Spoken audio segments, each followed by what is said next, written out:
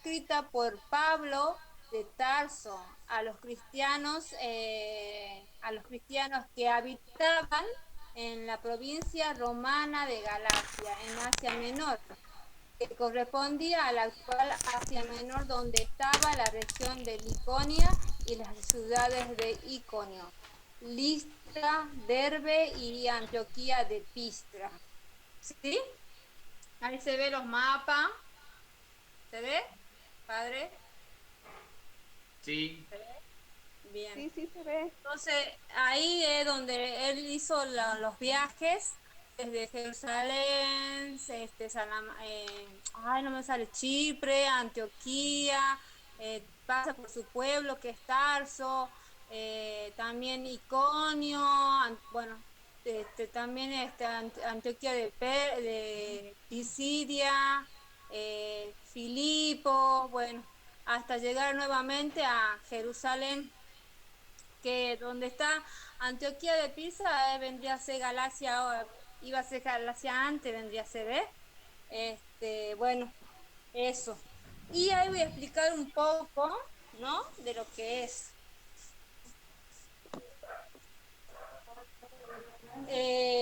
Esto, si seguimos una línea de tiempo, ya lo vemos en el primer viaje de Pablo, más o menos en el 46 o a 50 aproximadamente. Pablo y Bernabé recorrieron, ¿no? Todos esos lugares que dije recién. Y bueno, y para más información o más detalle, leer Hechos 13 siguientes. Este, Está bueno esto porque, como dijo la hermanita anteriormente de Corinto, ¿no? Seguimos el viaje y vamos a la segunda. Vamos a ver. Ahí. ¿Se ve algo? Ahí. Bueno, Sí. escribió entre los años 50 a 56 después de Cristo aproximadamente. Se sabe que la escribió luego de 2 visitas a esta provincia y que conforme el libro de los Hechos, Pablo y Bernabé visitaron la zona entre los años 47 y 48 después de Cristo por primera vez, y luego volvió Pablo con Silas cuando volvían de la reunión o concilio de Jerusalén en el año 49 después de Cristo. Puede que Pablo la escribiera después desde Corinto, en su estadía allí de casi 2 años, entre el 50 y 52 después de Cristo. Otros la ubican en una fecha más alrededor del 56 después de Cristo. Sigamos. Ahí también dice la autenticidad la autenticidad está dada por los registros más antiguos.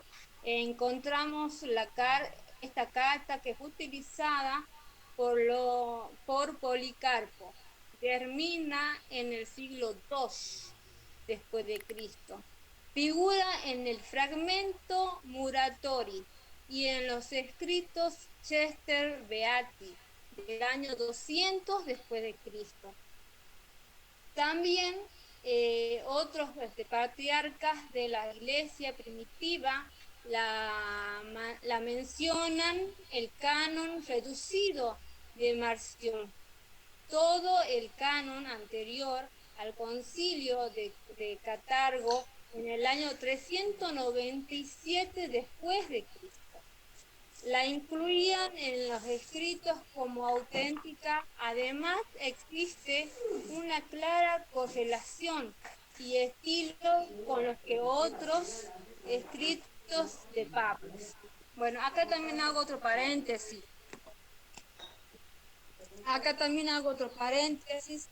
Donde nos dice, ¿no?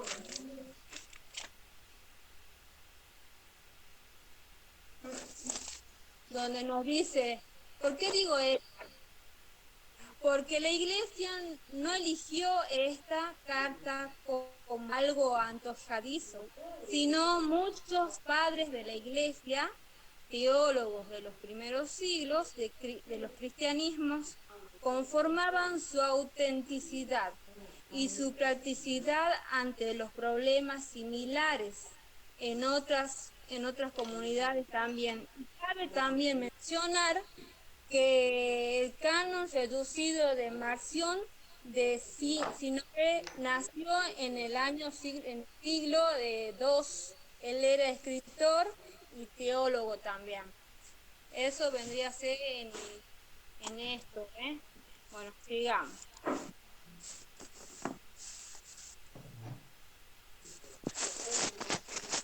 Sigamos ahí. Vamos a Galacia. La epístola de los Galacias es una preciosa fuente de información acerca de los primeros pasos del Evangelio. En Galacia, gracias a ella, sabemos de la actividad desplegada por Pablo en una región como cubría gran parte de la zona central de Asia Menor, y que desde el siglo I antes de Cristo estaba anexada al Imperio Romano con la categoría de provincia. Poblaban entonces Galacia los descendientes de Antioquía, de las antiguas tribus, celtas, que entre siglos antes habían emigrado desde el centro de Europa, llegadas algunas de ellas hasta Asia Menor. Se establecieron y luego se entendieron poco a poco por los amplios territorios comprendidos en el límite de Turquía actual. Fuera de la epístola, únicamente 5 veces se menciona Galacia en el Nuevo Testamento. En Hechos 16:6, 18, 23:1 y también en Corintios también se habla. Sin embargo, a pesar de esta escasez de noticias, es evidente la importancia que tuvo para la historia de la Iglesia. Sabemos por el testimonio personal de Pablo que él anunció allí el Evangelio. Y no cabe duda de que también fundó un cierto número de pequeñas comunidades cristianas dispersas a lo largo y a lo ancho de la provincia. Para esas iglesias redactó la epístola, pero no en particular para una sola determinada, sino para los Galacias en general, formadas por creyentes que en su mayoría o posiblemente en su totalidad procedían del paganismo. Bueno, acá también voy a hacer otro paréntesis, ¿no? Que no con mis palabras, digamos, bueno, los Gálatas eran un conjunto, ¿no? De pueblos, algunos provenientes de Europa, otros de Asia, expulsados de sus tierras por los diferentes imperios. Tenían culturas, religiones, dioses diferentes. Por eso los consideraban bárbaros y paganos. Vamos al siguiente. Bueno, acá ya el propósito. El propósito, los creyentes de Galacia mostraron al principio una gran satisfacción a causa del Evangelio y durante un tiempo habían vivido su fe cristiana con la misma alegría y confianza con que también habían acogido la presencia del apóstol.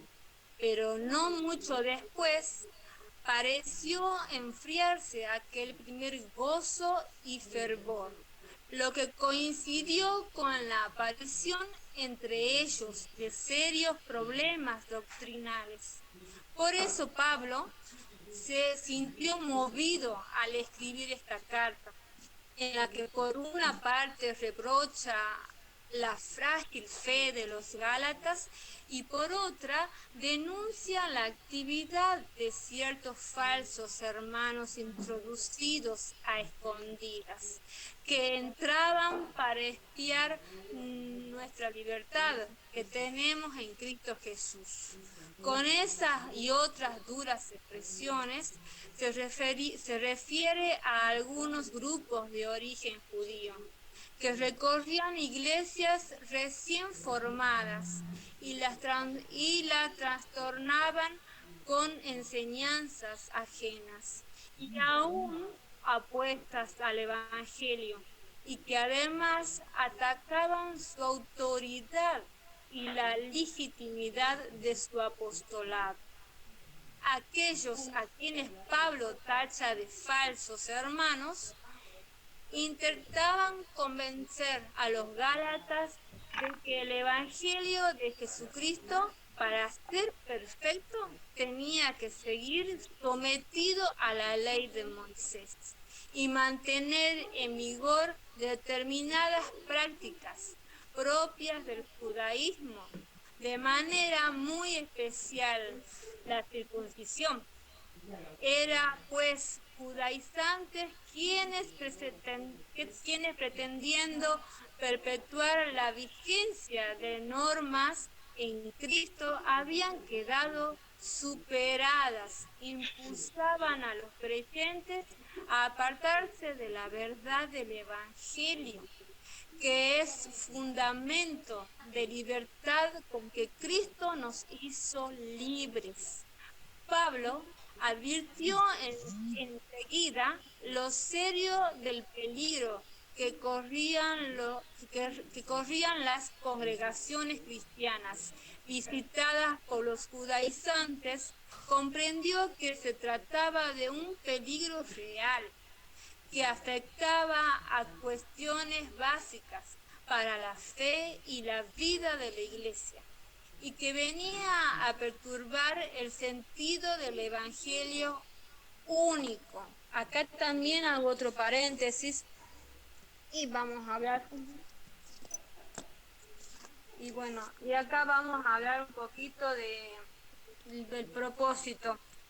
Los Gálatas aceptaban el Evangelio porque le daba realidad a las personas, pero a la misma vez, al ser de distintos pueblos y a pesar de haber visto hasta un milagro de Pablo, dudaban y se dejan convencer por otras personas, por otros intereses que deterioran a la imagen del verdadero cristiano.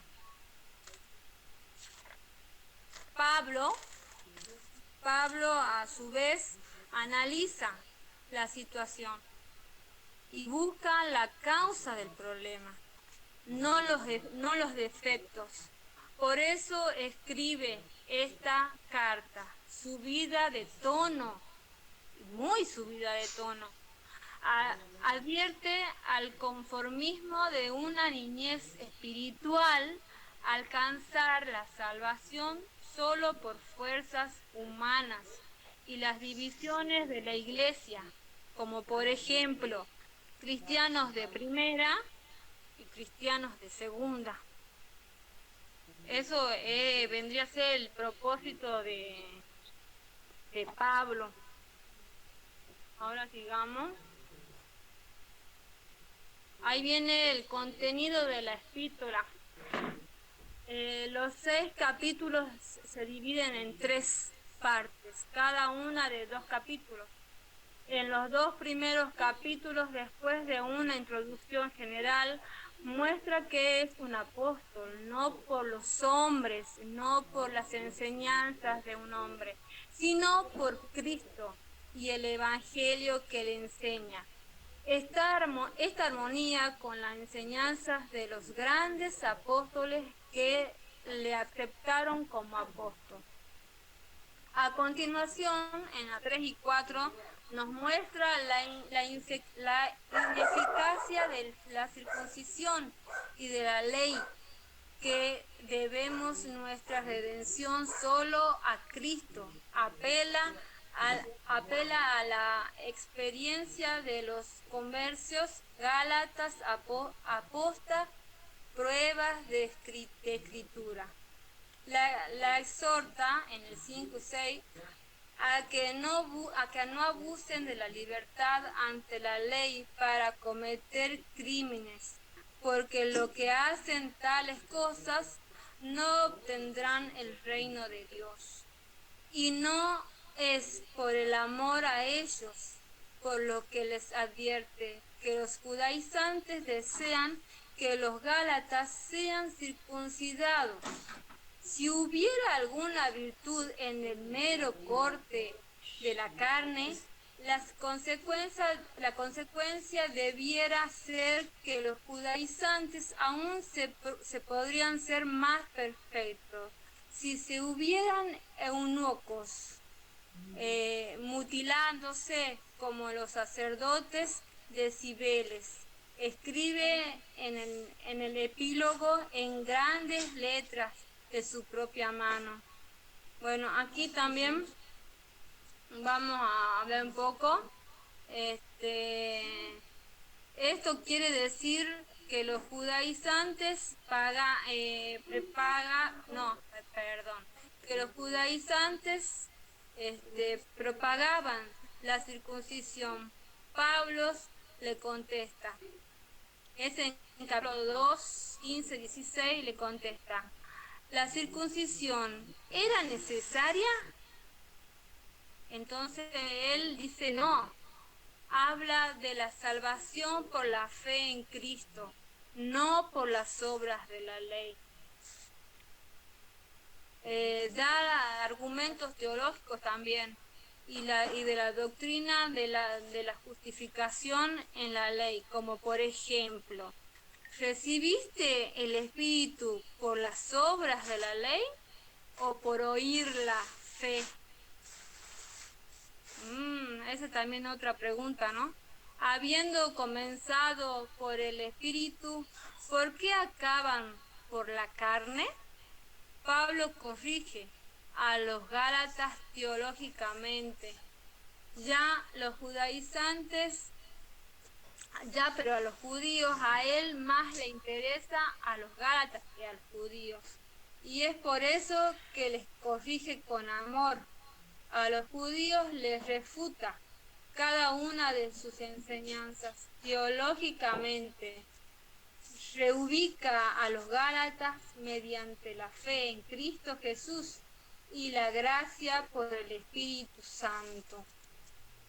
O sea, qué interesante acá las preguntas, ¿no? Dice acá, ¿recibiste al Espíritu por las obras de la ley o por oír la fe? La otra, habiendo comenzado por el Espíritu, ¿por qué acaban por la carne? Es para pensar, ¿no? Esas preguntas es para... Y ahí ya vamos al contenido y estructura. La epístola a los Gálatas está temáticamente relacionada con Romanos. Comienza con una presentación del asunto de que va a tratar y contrariamente a lo acostumbrado por Pablo, no contiene acción de gracias ni expresión alguna, que de testimonio de un sentimiento de gozoso afecto consta simplemente de un escueto encabezamiento y unas palabras de bendición y doxología, seguidas de anunciado principal en la carta. No hay más evangelio que la de Jesucristo. La epístola está dividida en 3 sesiones. En la primera, desde capítulo 1 del 11 y capítulo 2 del 21, Pablo defiende la autenticidad del mensaje evangélico que había predicado en las iglesias de Galacia. Y en el capítulo 1, 11 y 12 De este modo reivindica la ilegitimidad de su labor del apóstol llamado y enviado por Dios a anunciar a Jesucristo entre los gentiles. Refiere también a algunos aspectos de su vida y conducta. Su anterior fanatismo judío que le llevó a perseguir sobremanera a la Iglesia de Dios. El reconocimiento de su misterio por parte de los apóstoles de Jerusalén, su enfrentamiento de Pedro en Antioquía de Siria, finalmente pone de relieve el valor de la fe por la cual Dios justifica al pecado.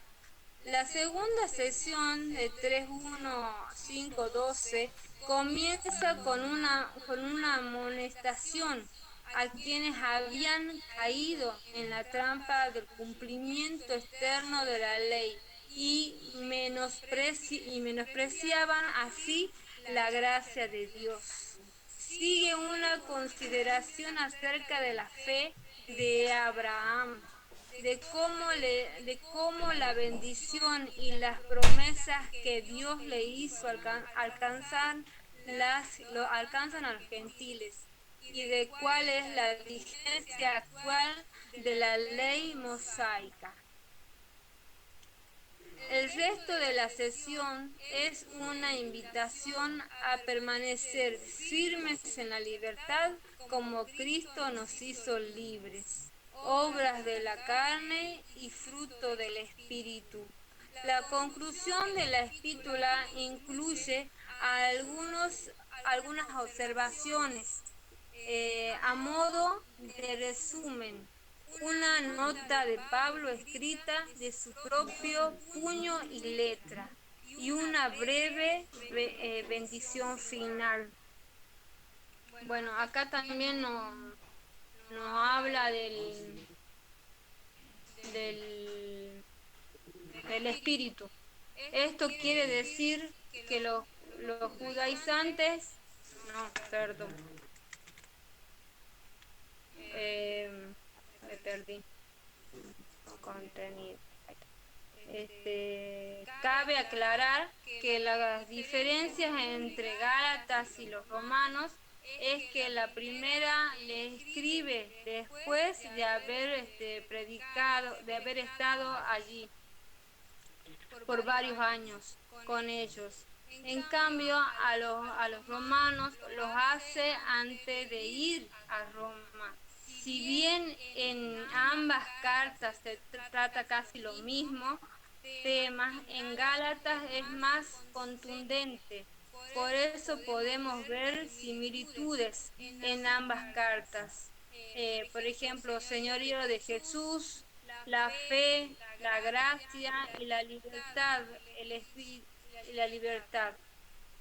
Y la libertad es del espiritual, de la gracia de los hijos e hijas de Dios. Acá está bueno esto de los temas, ¿no? Por ejemplo, de la gracia, de la fe y la libertad. Ahí hay muchos puntos, por ejemplo, actualmente, que nos hacen reflexionar.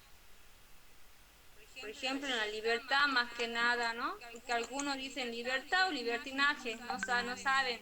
Pero bueno, nosotros hacemos del otro lado la libertad, ¿no? No libertinaje. Libertinaje es otra cosa.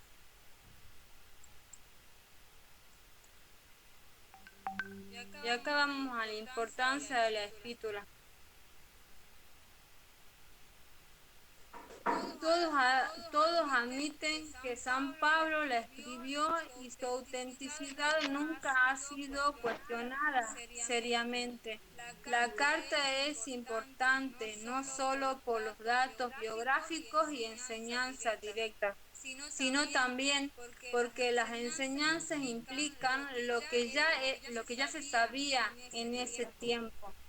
reclama indirectamente haber realizado milagros entre los Gálatas y que ellos recibieron al Espíritu Santo, casi como en las palabras de San Lucas en los sucesos del Iconium.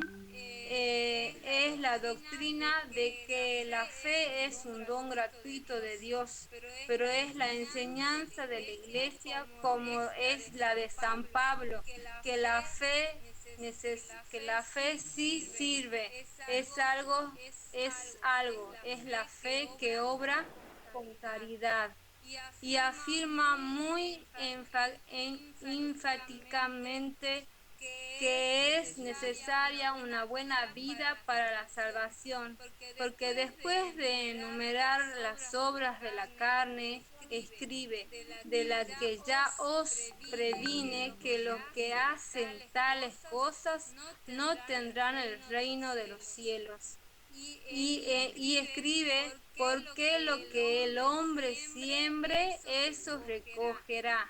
Si siembra para su carne, recogerá corrupción, pero si siembra en el Espíritu, recogerá la vida eterna. Estas mismas enseñanzas están en otras de sus epístolas y está en perfecto acuerdo con Santiago. Si la fe no tiene obra, está realmente muerta. La epístola implica que los gálatas conocían la doctrina de la Trinidad, la divinidad de Cristo, la encarnación, la redención, el bautismo, la gracia, etc. Como nunca tuvo que defender sus enseñanzas sobre esos puntos contra los judaizantes, y como la epístola es tan temprana, parece claro que su enseñanza era idéntica que la de los 12, y ni siquiera en apariencia se la atacaba. Bueno, ahí hagamos otro paréntesis. Bueno, acá vamos a hablar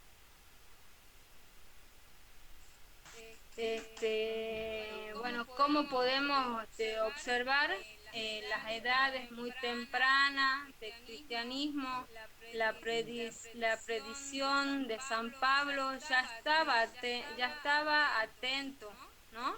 a, a los problemas más íntimos de la comunidad y de los cristianos. Aún hoy, a vos o a mí o a nosotros, nos cabe hacer un análisis sobre si somos niños o adultos en la fe. Si es lo mismo creer en Dios o creerle a Dios. Si nos quedamos en las obras de la carne, como esclavitud del poder humano, o en la libertad espiritual de la fe y gracia en Cristo que nos salva, poniendo una mirada distinta sobre la escatología, quiere decir fin de los tiempos. Por tanto, debemos pensar, reflexionar sobre la patología que nos propone San Pablo, diciendo, la nueva creación comienza en Cristo Jesús. Seguimos. Bueno, ahí está la fecha de la epístola. Marción decía que era la primera de San Pablo, y el profesor Ramsan, algo así es, y el profesor católico Valentín Weber mantienen que fue escrita desde Antioquía, antes del concilio entre el 49 y 50 después de Cristo. Los argumentos de Weber son creíbles, pero no convencen del todo. Hay un buen resumen hecho por Galford en una revista en una revista, bueno, no sé traducirla, ¿no? Bueno, en julio 1902, las dos visitas de Galacia son el doble viaje de Derbe y vuelta. Esta solución se ofrece para obviar las aparentes discrepancias o sea, entre ellos, entregadas. Coronel y la mayoría de los que defienden la teoría de Galacia Sur ponen con mayor probabilidad que fue escrita hacia el 53-54 después de Cristo. Los que defienden la teoría de Galacia Norte la colocan hacia hasta el 57-58 después de Cristo. Bueno, acá es como podemos ver, aún entre los estudiosos, teólogos e investigadores y bueno y más, no se ponen de acuerdo, ¿no? Todavía una fecha exacta en dónde y en qué año fue escrita realmente. Los fanáticos vendría a ser de Gálatas Norte y Gálatas Sur se adjudican su titularidad, ¿no? Esto viene a ser que cuando realmente nos deberíamos interesar, no nos quedamos en el estudio solamente por sí mismo, sino que deberíamos dar preferencia a la coherencia de la vida. Si creo lo que veo, si practico lo que creo, y Cristo está en el centro de mi vida. ¿Sí? Si creo, ¿cómo es? A ver. Si creo lo que veo, si practico lo que creo y si Cristo está en el centro de mi vida. Bueno, seguimos un poco más. Bueno, ahí todos iguales ante Dios. La carta es un alegato brillante en pro de la libertad cristiana. Ahora Pablo se enfrenta por primera vez con el dilema ley o fe, ley o espíritu. Al instinto de la carne no lo vence la ley, sino el espíritu. La ley esclaviza, la fe emancipa y hace libres. Para obtener al principio el don de la justicia, salvación, no valen las obras, cumplimiento de la ley. Solo vale la fe en Jesucristo. Pero una vez obtenida la justicia y con ella la condición de hijos e hijas de Dios, el cristiano debe ordenar su conducta para alcanzar la salvación plena. Las buenas obras no son requisitos para entrar en el camino de la salvación, sino efecto de dinamismo del espíritu.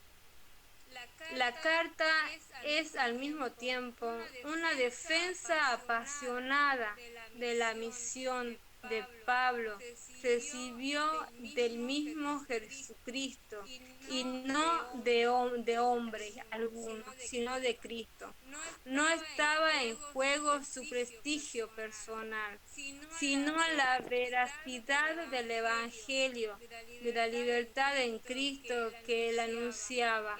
El apóstol se defiende y defiende a la vez su evangelio, recurriendo a datos y anécdotas autobiográficos, formación, conversión, vocación, visita a los jefes de Jerusalén, enfrentamiento hasta con el mismo Pedro, ofreciendo una síntesis de su pensamiento sobre la salvación del hombre por la fe y no por las obras, empañarse en conseguir la salvación por el mérito propio es hacer inútil e inválida la muerte de Cristo.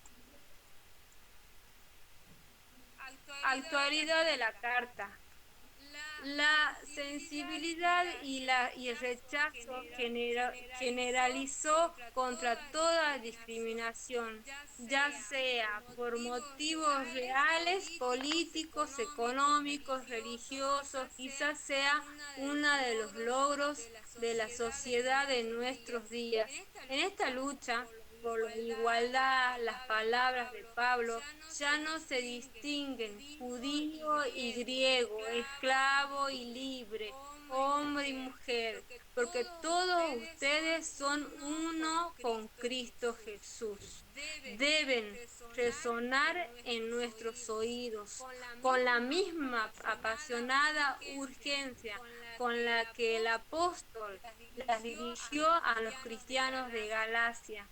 Sus palabras y la conversión de fe de la que brotaron la muerte y resurrección de Cristo, han puesto todos los hombres y mujeres en pie de igualdad, iguales en el pecado que esclaviza, por iguales también ante el ofrecimiento gratuito de la salvación que nos trae la libertad. Ahí, sí, terminé.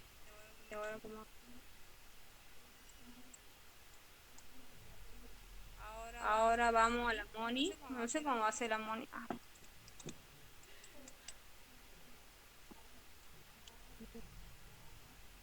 Muy bien, muchas gracias, Analía. Después al final haré algunas preguntas que entre las dos tendrán que responder sobre la carta a los Gálatas y a los romanos.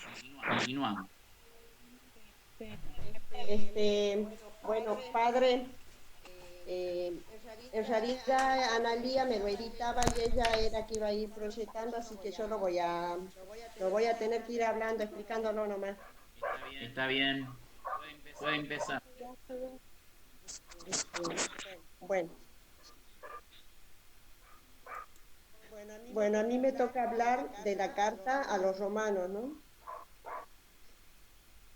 A ver, Analía, ahí está bien. Ay, perfecto, va a ser más fácil. Voy a decirme cuando vaya corriendo. Aunque esta carta esté como al principio, sí, vos vas pasando y yo voy hablando. No pases, Analía, volví a la primera. ¿Se me escucha bien? ¿A mí se me escucha bien? Ahí. Sí se te escucha, pero tendrías que silenciar el micrófono a la hermana Gina porque se escucha la misa. Está ofreciendo la Eucaristía por mí. Bueno.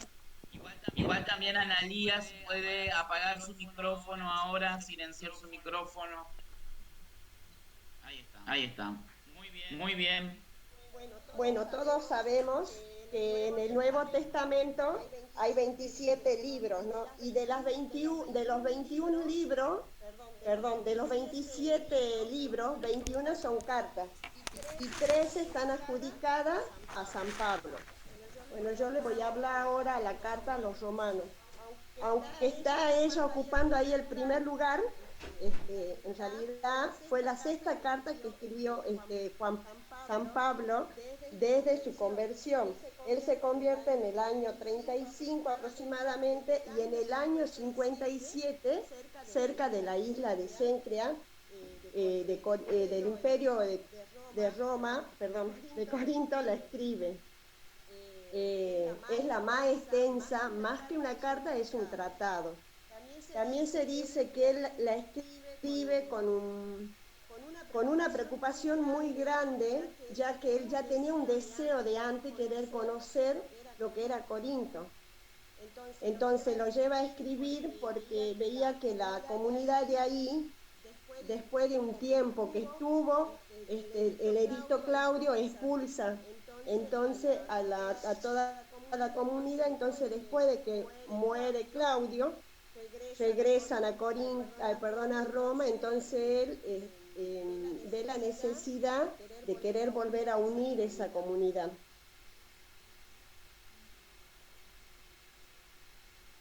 Se dice también que la carta a los romanos está con una inspiración muy grande que siente Pablo, ¿no? Es como la síntesis de toda la teología de él, un testamento sería que él deja, ¿no? En la carta también tiene un formato más o menos normal, que generalmente se divide por 4 partes. La primera es la fórmula introductiva, el remitente, el destinatario, los saludos, los recuerdos o deseos de buena salud. Y en el segundo sería acción de gracia, tercero cuerpo mensaje de la carta. El cuarto, fórmula conclusiva, ya sea el saludo, una bendición para quienes lo recibieran la carta. Vamos a hablar un poquito de lo que era el Imperio Romano. Como le decía, la división era demasiadamente dividida estaba. Se dice que los méritos del estatus o riqueza, poder, era lo que rige la ley imperial. ¿Esto qué quiere decir? Que las personas que no pertenecían ya sea a lo político, a un cargo en lo religioso, no tenían posibilidad de que ellos puedan defenderse. Había mucha injusticia también ahí.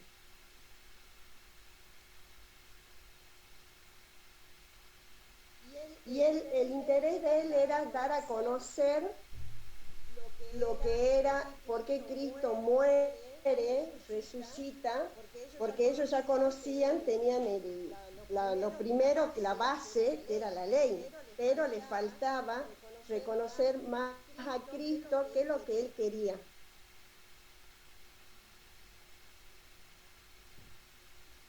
Vamos a pasar al primer punto, que sería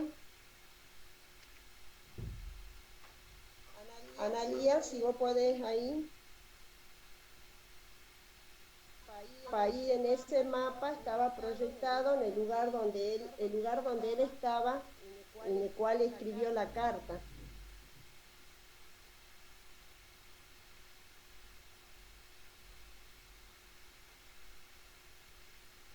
Bien, la carta también es la más importante de todas. La más larga, tiene 16 capítulos. Es el 6º libro del Nuevo Testamento. En ella se encuentra un profundo acercamiento del pensamiento del apóstol. ¿Esto qué quiere decir?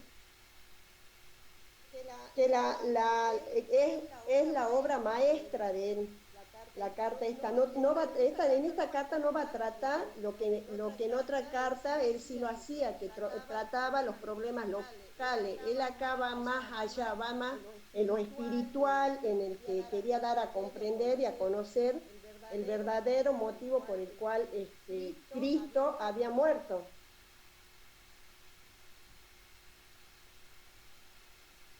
Bien, pasamos a... Si vos podés, Analia, ahí donde decía Iglesia de Roma.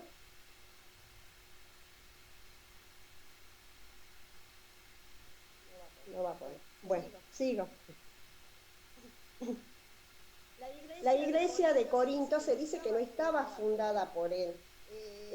Se atribuye quien la funda fue Pedro, pero también él sentía esa necesidad de ir ahí. Por eso es que escribe la carta.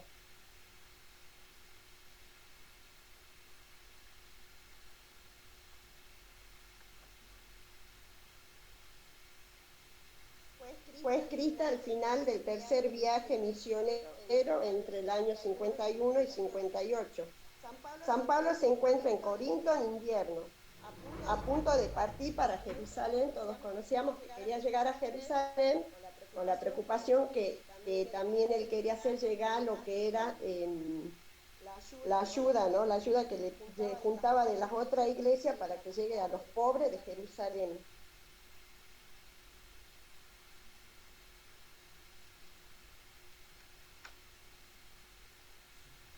Tercero, objetivo o finalidad de Pablo: presentarse a sí mismo o exponer su comprensión al Evangelio ante la polémica presentada. Acá cuando él quería exponer su comprensión, que dice, del Evangelio ante la polémica presentada, justamente era esto. Ellos ya tenían la base, que era el conocimiento de la ley, pero les faltaba. Cuarto, estructura de la carta. Primero decíamos que era la introducción y el saludo, que esto lo vamos a ver en Romanos 1, versículo 8 del 15. Acá me gustaría leerle un poquito de lo que es la acción de gracia.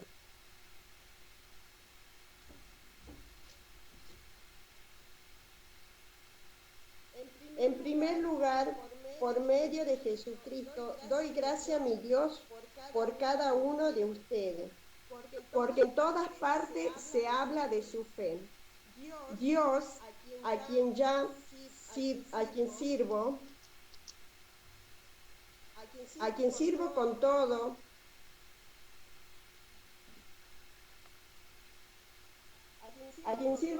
el corazón. No puedo leer. Bueno, lo que quería más era ver para que leerles un poquito, pero me llamaba mucho la atención de cómo él Moni, se perdón, refiere en esto. léelo.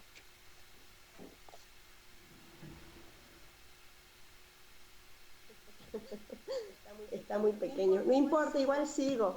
Bueno, lo que yo quería decirle de cómo él se refería, se dirigía a esta comunidad con un cariño que a pesar que no los conocían, pero él ya escuchaba hablar a la gente de esa comunidad que estaba dividida. Y bueno, la intención de él era llegar y unificarla. Pero después, si quieren tomar apunte y leen lo que es, donde dice el capítulo 1, versículo del 8 al 12, es muy bonito de cómo él se refiere ahí haciendo la acción de gracia. Decía que esa era la introducción y el saludo. Bueno, en primer lugar, en la primera parte, él habla de lo que es de la salvación por la fe.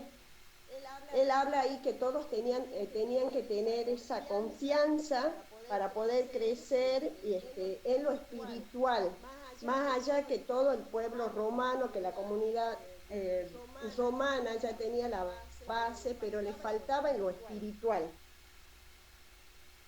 Después pasa a lo que es la justificación. A ver, no distingo. La justificación. Esto vamos a ir viendo lo que es en el capítulo 1. Habla de los gentiles y judíos bajo la cólera de Dios.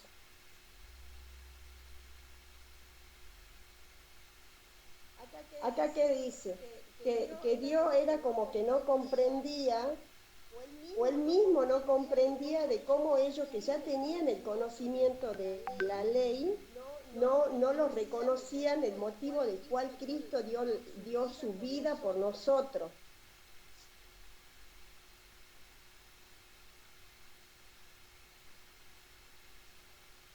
Bien, en el segundo, la justicia de Dios y la fe. Esto ya va en el capítulo 3.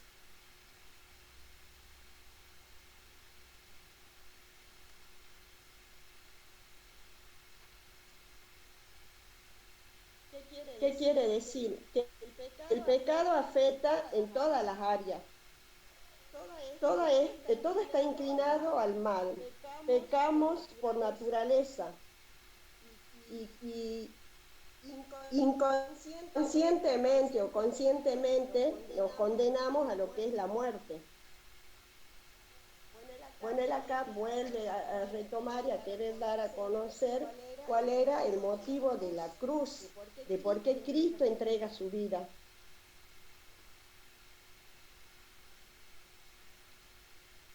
me perdí, estaba en el segundo. El tercero, la justificación por la fe. Acá que él quería mostrar que ellos, mostrarle la justificación por la fe. Bueno, acá él pone en este capítulo, que ya estamos en el capítulo 4, ahí muestra el ejemplo de Abraham, porque ellos decían que ellos conocían las leyes y ellos obedecían, tenían un gran conocimiento, o sea, la base ellos ya la tenían.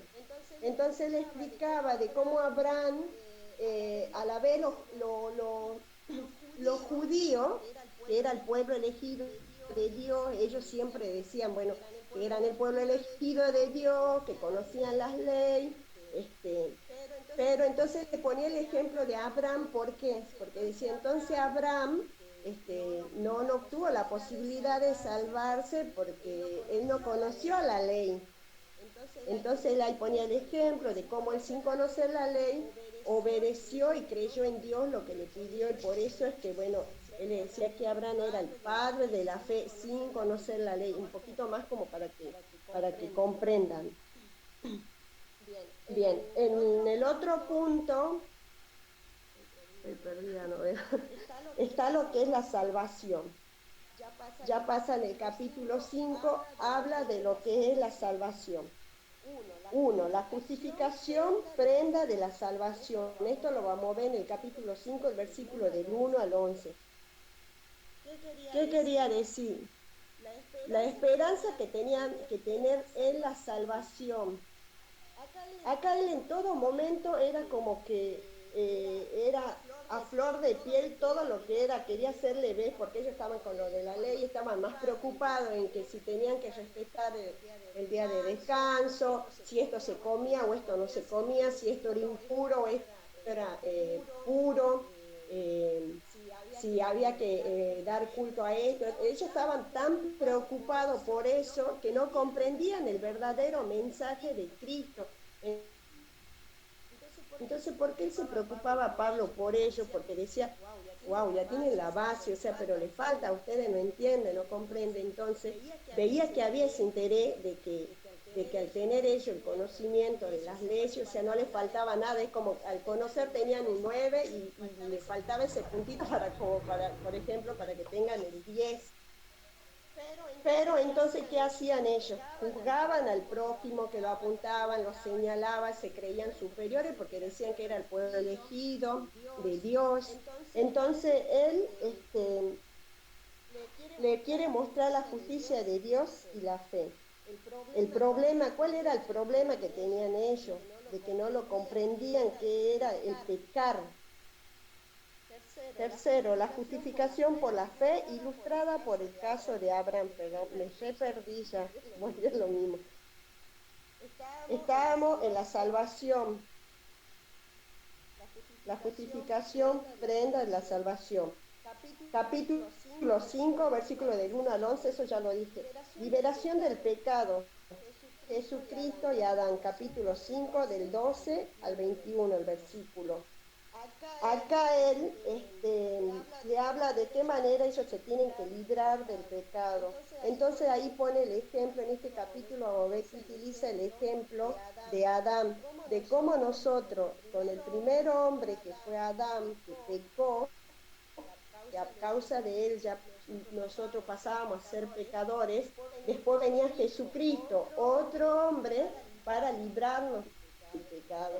Él constantemente, desde el capítulo 1 hasta más o menos hasta el 8, él está mostrándonos las raíces, digamos, vuelve a lo que es al Antiguo Testamento. Más adelante vamos a ver también que no lo involucra, pero sí lo recuerda, y ya se ve también lo de Moisés, lo de Isaías. Bien. Ahora vamos al capítulo 6. Muerte por el pecado, vivos para Dios. Acá que dice que nosotros tenemos que morir al pecado. Cuando digo nosotros, porque nosotros somos los no judíos, ¿no? ahí también él hablaba de la explicación de que como el judío decía soy el pueblo elegido de Dios, entonces él les hablaba y le quería entender que solo ellos nomás eran reconocidos por Dios. No, decía él, que nosotros los no judíos también, que quién era los no judíos, los que estaban separados, de que no tenían una descendencia que venía desde David.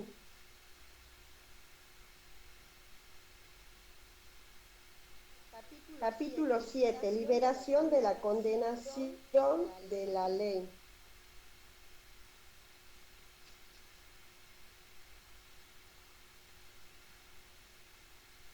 Él acá que le enseña, que les escribe, le dice que por bajo de la ley de Moisés, que por la ley de Moisés ya no estamos, digamos, como atado a la ley. O sea, Cristo viene con una nueva ley, hacernos ver lo que era el amor que Dios no tenía y nos elige. Acá también pone en el capítulo, estaba en el capítulo 7, pero en el versículo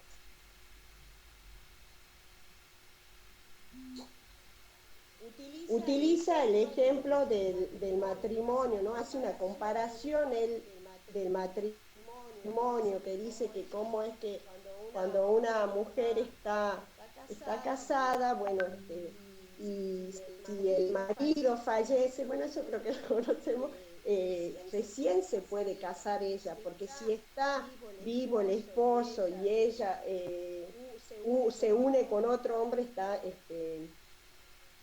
está haciendo lo que es el adulterio. Bueno, él ponía esa comparación del matrimonio para ver cómo nosotros con la muerte de Cristo pasamos a ser libres recién, unirnos a esa esperanza, a esa nueva vida. Vamos al capítulo 8, la vida del cristiano al impulso del Espíritu. Ya no hay ninguna condenación, decía él. Porque ya no hay ninguna condenación, porque con la muerte de Cristo quedamos unidos a Él. Él ahí también le quería hacer ver que el sufrimiento que tenían o que ellos tenían que pasar o estaban pasando no era comparado con lo que nos esperaba después de la muerte, que era la gloria de Dios. Capítulo 9, el misterio de Israel. Bueno, él acá pone lo que es, en primero le habla de lo que es los privilegios de Israel. Acá toma otra comparación y le hace, bueno, habla del pueblo de Israel que desciende justamente de Moisés, que era el pueblo elegido por el cual él lo libera, y pone el ejemplo de un olivo, ¿no? Le hacía todo el tiempo porque los judíos, ellos decían, no, que somos el pueblo elegido, que nosotros somos los únicos que Dios nos reconoce, los que nos vamos a salvar porque hacemos las cosas bien, porque conocemos las leyes. Entonces él le decía que el olivo, ellos eran como el olivo, ¿no? Y los no judíos le daba el ejemplo de que, digamos, del olivo cortabas algunas ramas y entonces a los no judíos los injertaba y decía que igual prendían, digamos, él ponía este ejemplo para hacerle entender a los judíos porque estaban tan cerrados de conocer la ley, de señalar, de ver el cumplimiento, que lo vean, de mostrarse, con eso ellos ya se creían sabios y salvos.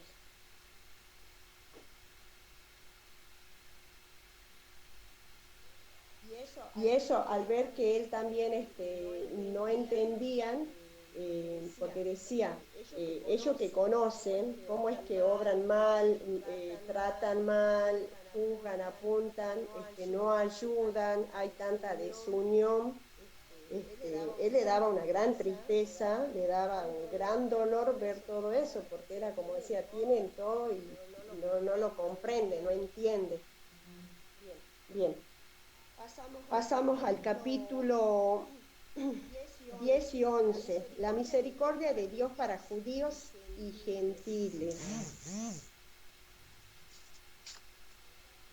Israel y el Evangelio, a quien alcanza la salvación por la fe, pueden llegar a ser justos.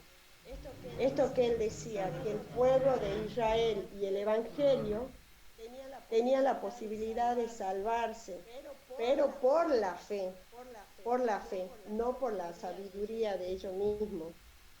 Y así ellos tenían lo que era la salvación, pero también le decía que no era tarde para que ellos reconozcan y queden unidos a este nuevo mandato por el cual Cristo había dado su muerte. Y en el capítulo 11, el himno de glorificación a Dios.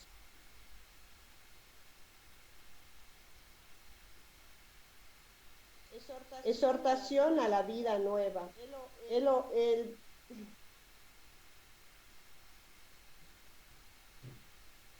Él ahí hablaba y decía que lo miren a él, ¿no? Que vean él cómo se ofrecía como él, como una ofrenda viva. Pretendía que ellos hagan lo mismo también. El transcurso que vamos leyendo esta carta, que es muy extensa, muy larga, todo el tiempo él cómo le vas enseñando. Se dice que, bueno, yo la he leído mucho, me pongo nerviosa, así que disculpen, pero a medida que uno va leyendo es como que siente que para uno le sirve todo lo que él lo va diciendo acá, que le decía a la comunidad de Roma, ¿no? Lo siente como, en mi caso, uno se siente muy tocado de ver muchas veces de él mismo cómo se refería a los judíos, de que no tienen que hacer esto, que esto está mal, que esto es la salvación, y estaban ahí, como decía, un pasito, pero ellos no veían. Entonces, eh, por esa misma razón es que él se anticipa a escribirle esta carta sin conocer, y él mismo cuando él hace el saludo, en el capítulo 1, él dice, ya desde tiempo sentí esta necesidad de querer conocerlo, quiero llegar a ir y verlos a ustedes. Bien. Bueno, ahora vamos a ver lo que es la segunda parte, que ya es como casi al final. Vamos al capítulo 12, exhortación de la vida cristiana.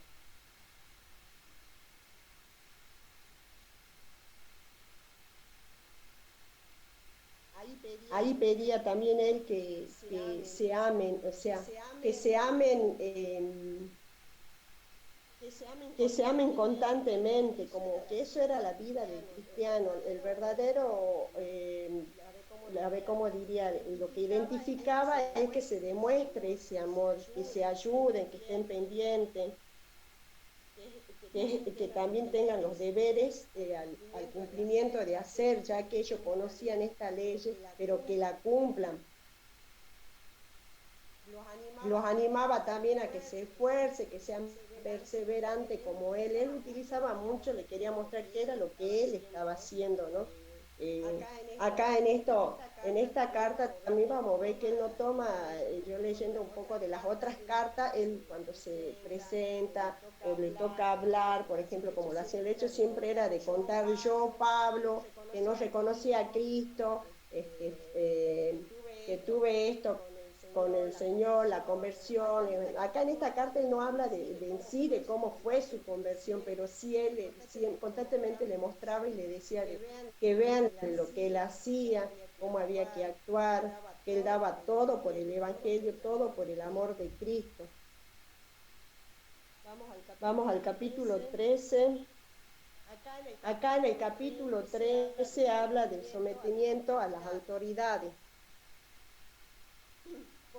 Porque él decía el de someterse, que si alguien, que si había que pagar, bueno, pagar, como ya conocemos, nosotros también, que asistimos a una autoridad política, someterse, el de pagar impuestos, de estar ahí atento por si necesitan algo, que si nosotros cumplíamos, si nosotros y ellos cumplimos todo eso, no va a haber nada que, como dice, el que nada debe, nada teme, ¿no? Y de ahí va al 14. Caridad hacia los débiles en la fe. acá el Pablo termina explicando todo lo que, bueno, como sigue diciendo, el amor al prójimo, de ahí, que siempre se bendigan, que no maldigan.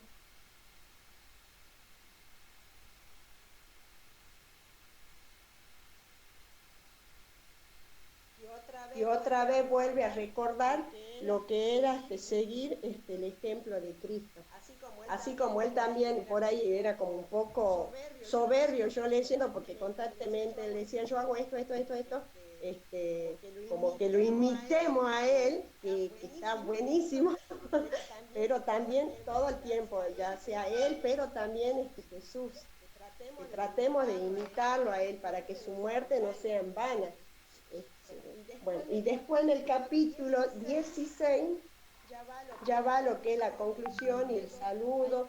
Ahí también se va a conocer, saber quién llevaba la carta, que era Febe, una diaconisa, la cual ella iba a llevar la carta a Roma, a los romanos. Bueno, ahora sí le voy a hablar un poquito más de Pablo. Pablo era muy audaz, muy inteligente, entonces, ¿qué él hacía? Cuando quería mandar una carta, buscaba como a las personas que sabían que le iban a dar importancia o a quien iban a escuchar. Entonces, él acá manda a Febe, a esta diaconisa, porque al ser diaconisa ya tenía un cargo. En las otras comunidades, cuando él también mandaba y hacía llegar sus cartas, siempre buscaba una persona a la cual la iban a escuchar y daba a conocer. Le ponían mucha importancia a sus cartas. A ver, los últimos cuadritos, Analia, si podés.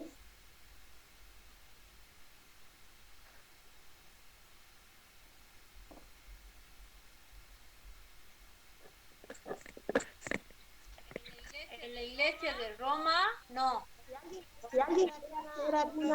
Si alguien quiere hacer alguna pregunta. Introducción. Sí, no hay nomás igual, Analia. Que al final, cuando terminen de exponer. Seguir, Moni. ¿Puedo decirme? Esa es la introducción. Romano 1, 1, 17, dice ahí. Sí, ya estoy re perdida, igual no veo de acá. Bueno. Hablaba mucho también de lo que era la importancia de la iglesia y daba la explicación de que la iglesia es el cuerpo de Cristo.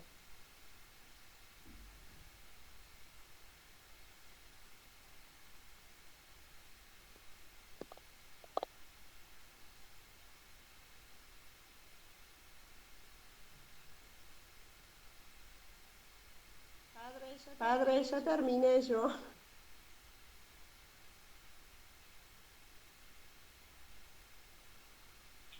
Listo, Mónica, ya terminaste. Sí, si alguien quiere preguntar, hacer preguntas, okay. Bueno, muchas gracias a Analía y Mónica por la exposición. Muchas gracias. Voy a mandar al grupo, si es que tienen posibilidad de entrar, por ahí algunas preguntitas, así las tengan a mano. Son algunas preguntas que van saliendo de la exposición y que tienen que ver o que tienen alguna relevancia importante en estas dos cartas que estamos estudiando. La primera pregunta es sobre Gálatas, en la carta a los Gálatas. ¿Por qué Pablo tiene que hacer defensa de su ministerio? Cuando comenzó exponiendo a Analía, un poco explicaba esto, ¿no? Bueno, Mónica lo dijo muy bien en Romanos, que él no habla mucho de su persona, pero en cambio en la carta a los Gálatas sí habla de su persona, sí habla de su misión y hace como una defensa de su ministerio. Bueno, entonces la pregunta es, ¿por qué Pablo tiene que hacer defensa de su ministerio? ¿Sí? Esa es la primera pregunta. La segunda pregunta, también referida a la carta a los Gálatas. Eh, ¿Podemos decir que Gálatas es una carta apologética? ¿Podemos decir que Gálatas es una carta apologética? Estas preguntas están en el grupo de WhatsApp que les acabo de enviar, pueden también leerla desde ahí. Tercera pregunta para las niñas que han expuesto. ¿Qué temas teológicos trata los romanos? ¿Sí? La carta a los romanos. ¿Qué temas teológicos importantes trata? Mónica, cuando estabas exponiendo, te escuchaba y dijiste algo muy bien, que en vez de hablar tanto de su persona, más la carta, esta carta que es como una de las más importantes, es más que una carta, es un tratado. ¿Sí? Vos dijiste que es un tratado. Bueno, justamente ahora, ¿por qué es un tratado? ¿Qué temas teológicos sobresalen en la carta a los romanos?